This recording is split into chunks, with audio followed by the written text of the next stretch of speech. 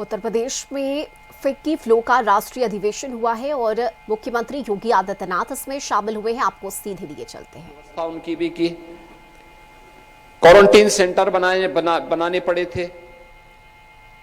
उस दौरान काम धंधा लगभग बंद सा हो गया था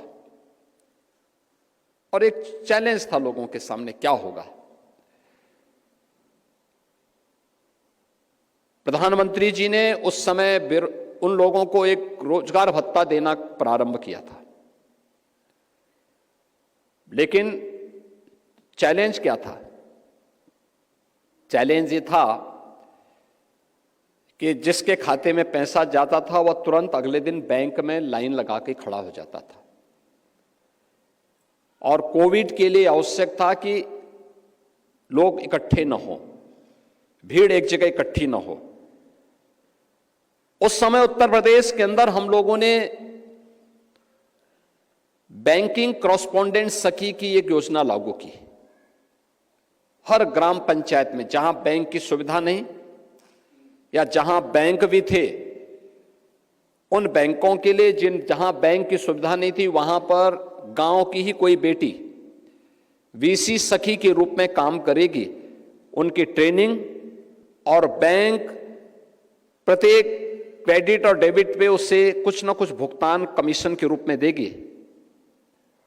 आज मुझे बताते हुए प्रसन्नता, उत्तर प्रदेश में लगभग 57,600 ग्राम पंचायतें हैं और प्रत्येक ग्राम पंचायत में हमने एक एक वीसी सखी की तैनाती कर रखी है।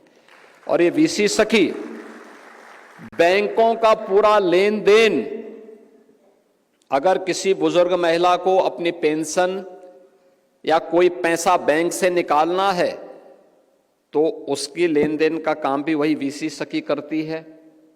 अगर किसी को अपना पैसा जमा कर फसल का पैसा या कहीं से उसके पास नकदी आई उसको बैंक में जमा करना, वीसी सखी उसको जमा करती है।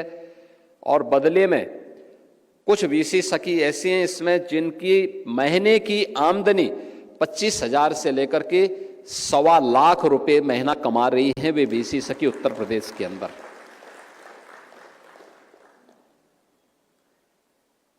पूनम जी जिस क्षेत्र से आती हैं, झांसी से,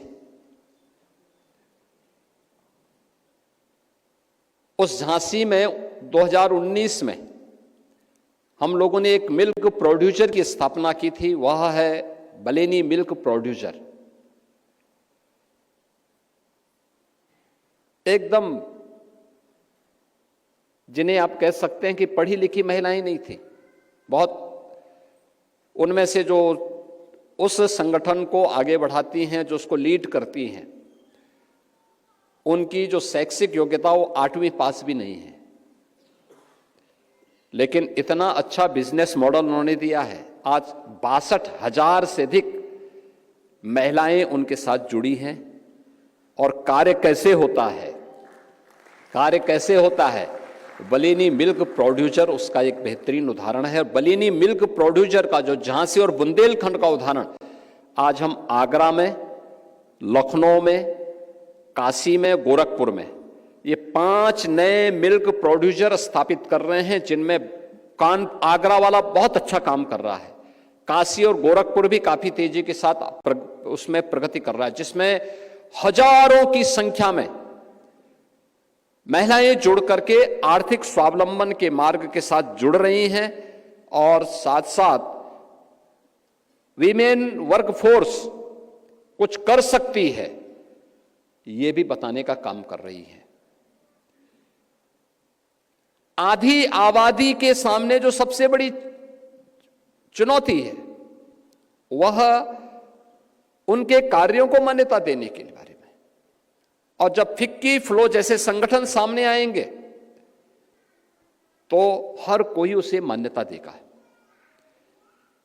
रेडीमेड गारमेंट्स में एक बेहतरीन कदम आप उठा सकते हैं। आज आप देख रहे होंगे बांग्लादेश के अंदर जो स्थिति है, ग्लोबल मार्केट में बांग्लादेश की जो उपस्थिति थी वह लगातार उसमें गिरावट है। वहां के बाजार बंदी के कगार पर हैं। रेडीमेड गारमेंट्स में जो उसकी पकड़ थी वह उससे अपने आप को वंचित कर रहा है।